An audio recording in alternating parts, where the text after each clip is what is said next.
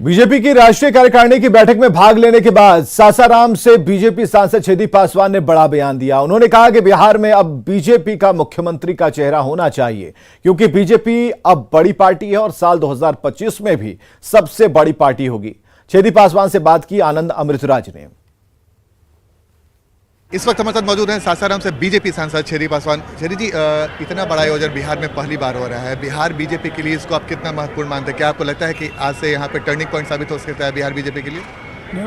इसमें आपको देखिए टर्निंग पॉइंट निश्चित रूप से मिलने वाला है और भारतीय जनता पार्टी एक मजबूत पार्टी के रूप में उभर के आए हुए है। हम बहुत पहले मांग किए थे कि यहाँ भारतीय जनता पार्टी को अवसर मिलना चाहिए और निश्चित रूप से अवसर मिले चाहे न मिले, लेकिन अगला दफ़े टर्निंग पॉइंट साबित करेगा भारतीय जनता पार्टी और मजबूत पार्टी के रूप में उभर के आएगी। सर, 2025 में जो विधानसभा चुनाव होने वाला है, तो आपको क्या लगता है कि बिहार में बीजेपी का अपना मुख्यमंत्री का चेहरा होना चाहिए? होना चाहिए, होना चाहिए। तो आपको लगता है फिर नीतीश कुमार के साथ आप गठबंधन में नहीं रहना चाहते हैं? रहना चाहते हैं, नहीं चाहते, वो पार्टी के ऊपर डिपेंड करता है। लेकिन भारतीय जनता पार्टी बड़ी पार्टी के रूप में उभर के आएगी। तो और मुख्यमंत्री बीजेपी का ही हो? हम तो चाहेंगे कि भाई भारतीय जनता पार्टी बड़ी पार्टी है तो मुख्यमंत्री बने भारतीय जनता पार्टी का। हमारी राय है कि भारतीय जनता पार्टी को भी सबसे बड़ी पार्टी है, मौका मिलना चाहिए। तो बीजेपी सांसद छेदी पासवान ने बड़ा बयान दिया है कि बिहार में बीजेपी सबसे बड़ी पार्टी के तौर पे भी 2025 में उभरेगी और बिहार में बीजेपी का ही चेहरा मुख्यमंत्री का होना चाहिए। कैमरामैन अजय दुबे के साथ आनंद अमृतराज, न्यूज 18 नेटवर्क, पटना। बिहार में एक और निर्माणाधीन पुल ढह गया है और इस बार घटना कटिहार की है। समेली प्रखंड के बकिया नया टोला डोमर के बीच मुख्यमंत्री संपर्क योजना से यह पुल बन रहा था, लेकिन शटरिंग के दौरान पुल का ढांचा ढह गया, जिसमें दबने से करीब 10 से ज्यादा मजदूर घायल हो गए हैं। ग्रामीणों के मुताबिक पुल निर्माण में भारी अनियमितता बरती जा रही थी। पुल के नीचे पुराने लोहे की पाइप लगाई जा रही थी और शायद यही वजह रही कि शटरिंग के दौरान ही पुल का ढांचा भरभरा कर गिर गया। पुल के बनने से पहले धराशायी होने को लेकर बरारी से पूर्व विधायक नीरज यादव ने सवाल खड़ा किया है। ये काफी दुर्भाग्यपूर्ण है। हम विभाग के अधिकारियों को कहना चाहेंगे, खास करके जिला पदाधिकारी कटिहार को, उक्त योजना की जांच निगरानी से अविलंब कराई जाए, बल्कि पूरे विधानसभा में जिस तरह से विकास के नाम पर भ्रष्टाचार किया जा रहा है, उन सभी योजनाओं की जांच निगरानी से की जानी चाहिए और जो दोषी लोग हैं, चाहे संवेदक हों चाहे अधिकारी हों, उस पर समुचित कार्रवाई की जानी चाहिए। पटना के राजीव नगर में प्रशासन ने कई अवैध घरों को तोड़ दिया। जांच में पता चला कि राजीव नगर के इन अवैध निर्माणों के पीछे सबसे बड़ा हाथ भूमाफिया का था। चिंता वाली बात यह है कि भूमाफियाओं का आतंक अब भी जारी है।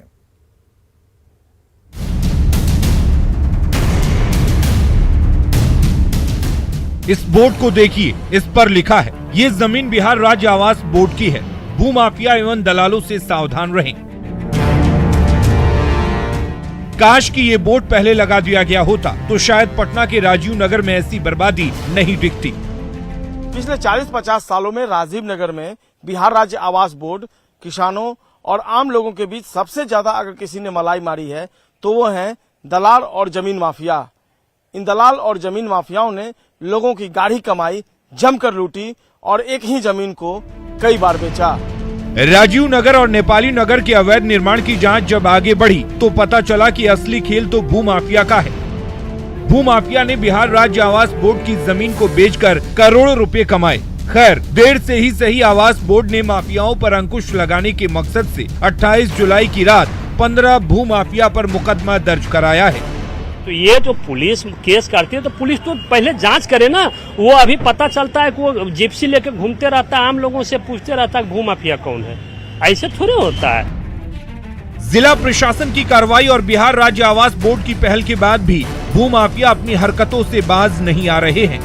कुछ लोग ये कोशिश करते हैं घर बनाने का, जिसके हम लोग हमेशा उसको जांच के, हम और आवास बोर्ड के जो एसडीओ साहब हैं, उसमें कुछ लोग, पिछले भी 6 केस हुआ, कल परसों भी एक केस हुआ, जिसमें 16 और 2 18 व्यक्ति जेल जा चुके हैं। गृह निर्माण समिति के नाम पर भी खूब बंदरबांट हुआ है। आर्थिक अपराध इकाई ने सहकारी निर्माण समिति के नाम पर जमीन का बंदरबांट करने वाले लोगों की संपत्ति जांच को भी स्वीकार कर लिया है। पटना से संवाददाता संजय कुमार की रिपोर्ट।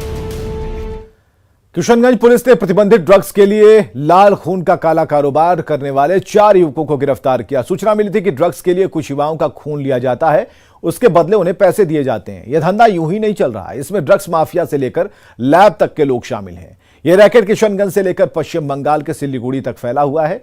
ड्रग्स माफिया नशे के आदी युवकों का पहले खून निकलवाते हैं, फिर उनके बदले 1500 रुपए देते हैं और फिर उसी रुपए को लेकर अपना ड्रग उन्हीं युवकों को बेच देते हैं। यही नहीं, जो खून युवकों से खरीदा जाता है 3000 रुपए में पश्चिम बंगाल में बेच दिया जाता है। पुलिस ने जाल बिछाकर नशेबाज युवकों के साथ शातिर अपराधियों को दबोचा है, लेकिन नशे का यह कारोबार कहां तक पहुंचा हुआ है, इसकी जांच जरूरी है। पहले एक रुस्तम को जंगल से निकाले, फिर वहाँ से ब्लड मिला, ब्लड डोनेट करने वाला सिरिंज सुई वगैरह सब कुछ मिला। फिर उसके निशानदेही पे जो पॉइंट पर डॉलर जो उठाता था उसे उठाए। फिर जहाँ ये टेक्नीशियन में मिक्सिंग करता था लैब में वहाँ ए बी ग्रुप को निकाल करके वहाँ से फिर ये बंगाल और पूर्णिया सप्लाई देता था, सिलीगुड़ी भी सप्लाई देता था।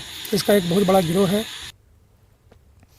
पिछले कई दिनों से देश में कट्टरपंथी संगठनों पर कई तरह के आरोप लग रहे हैं। देश का माहौल खराब करने की कोशिश की जा रही है। कट्टरपंथी सोच रखने वाले संगठनों को आज एनएसए ने सधी भाषा में चिता दिया और यह बताया कि कॉन्फ्लिक्ट पैदा करने से देश को कितना नुकसान पहुंचता है।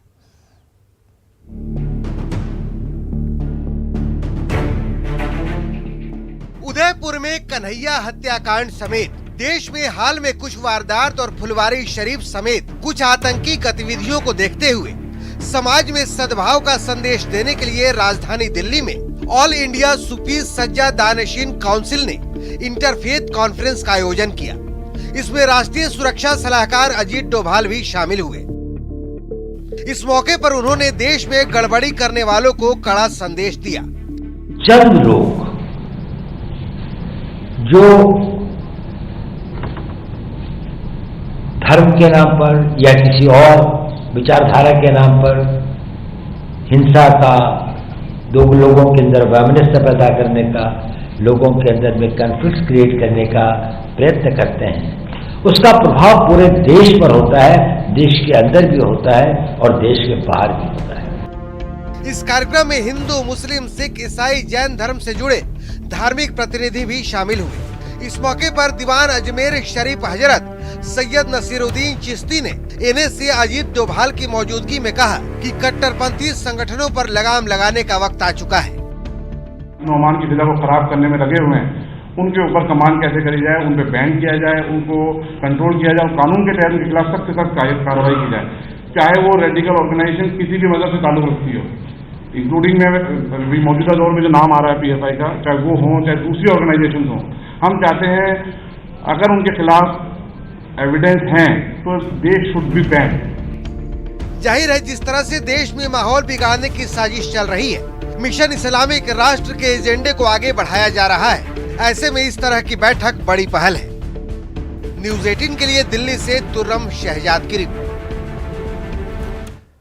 जहानाबाद में कोर्ट ने पूर्व सांसद अरुण कुमार को 3 साल की सजा सुनाई। साल 2015 में विधानसभा चुनाव के दौरान सीएम नीतीश कुमार को लेकर दिए गए एक विवादित बयान को लेकर जहानाबाद की कोर्ट ने पूर्व सांसद को सजा सुनाई है।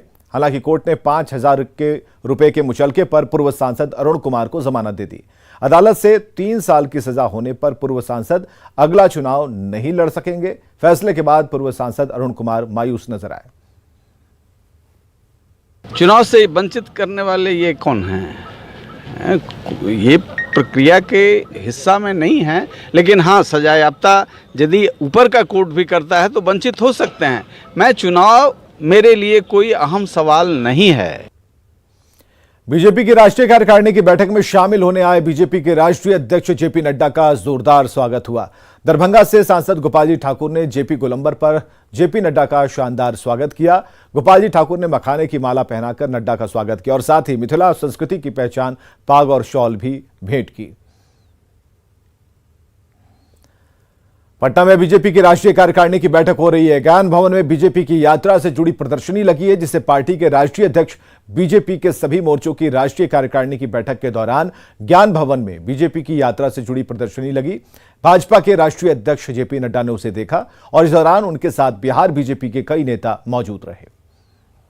बिहार का भी इतिहास हम चाहते हैं कि सभी राष्ट्रीय कार्य समिति के सदस्य जाने, तो ये 7 मोर्चों की प्रदर्शनी है और बिहार के इतिहास से लेकर वर्तमान तक के यात्रा की भी प्रदर्शनी है। प्रदर्शनी अपने आप में अनूठा है। बिहार का जो गौरवशाली इतिहास है, बिहार के जो महापुरुष हैं, जो हमारे गौरव के प्रतीक हैं, उन सारे चीज़ों को इस प्रदर्शनी के माध्यम से दिखाने का प्रयास किया गया।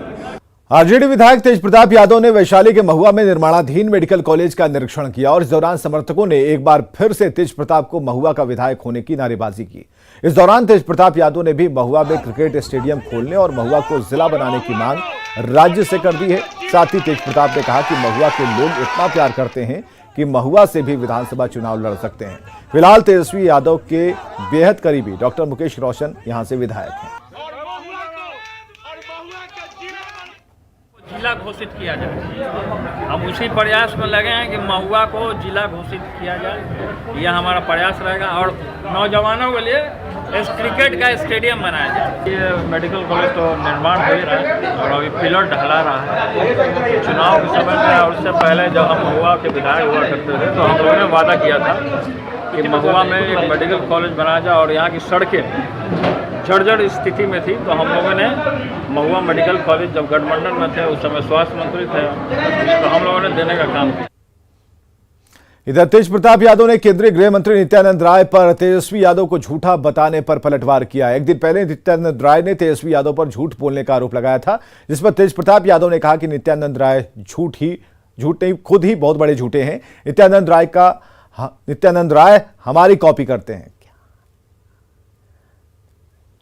झूठा बताया है, बोले कि विपक्ष को काम नहीं है, खाली झूठ बोल के धार्मिक प्रचार कर रहे हैं। कौन झूठा है, कौन गाय का दूध दूहता है? जो गाय का दूध दूहने वाला है उससे पूछिए कि वो किसका नकल करता है। वो हमारा नकल करते हैं, गाय का दूध दूहने का काम करते हैं। लेकिन नित्यानंद जी ढोंग करते हैं गाय दूहने का, वो हिंदूवादी बनते हैं। हम उससे सवाल करना चाहते हैं आदरणीय नित्यानंद जी से सवाल करना चाहते हैं कि गाय का जब वो दूध दूहते हैं तो जिस गाय का दूध दूहते हैं गाय में कितने देवी देवता का वास है वो खाली बता देना। मुंगेर में विधि व्यवस्था और क्राइम कंट्रोल को लेकर पुलिस लगातार प्रयासरत है और इसी कड़ी में श्री कृष्ण सेतु पर पुलिस चेकपोस्ट का संचालन शुरू किया गया। दूसरी यातायात व्यवस्था, अस्पतालों में सुरक्षा और अनुमंडल स्तर पर गश्ती के लिए कई विंग में जवानों की तैनाती की गई। इसमें 60 सिपाहियों को तैनात किया गया। जिले के एसपी ने कहा कि जिले को 250 अतिरिक्त जवान मिले हैं। इसके बाद अपराधियों पर नकेल कसने के लिए टीम गठित की गई है। भागलपुर के नवगछिया में एक बार फिर से कोसी नदी ने अपना रौद्र रूप धारण कर लिया है। खरीक प्रखंड के मैरचा गांव में भीषण कटाव हो रहा है। दर्जनों मकान कोसी में समा चुके हैं। आलम यह है कि जिस बच्चों के लिए माता पिता ने कर्ज लेकर घर बनाया था, आज वो घर तोड़ रहे हैं और ये तस्वीरें हम आपको दिखा रहे हैं। कोसी नदी ने कैसे कोहराम मचाया है।